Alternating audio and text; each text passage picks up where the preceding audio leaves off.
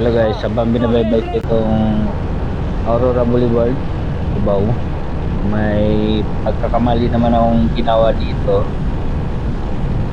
Aminado naman ako sa nagawa ko. Alam ko naman na mali, pero nagpaalam naman ako sa isang tropa na nakaposte doon sa gitna. Yun nga lang, talagang sablay. Panoorin na lang natin yung mga nangyari kanina.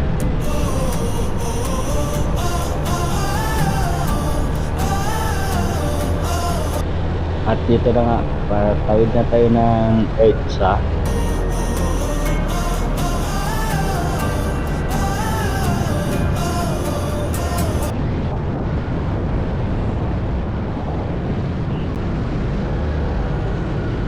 At dito, suminyas na ako sa isang tropa na nakapwesto doon sa gitna.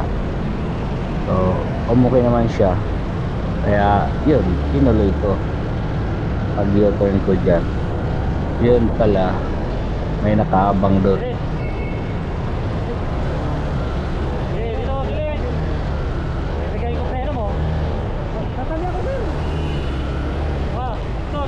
Aminado naman ako sa nagawa ko na pagkakamali, pero ito yung hindi ko nagustuhan sa kanya, yung pag-approach niya sa panguhuli niya. Masyadong maangas sa nanong.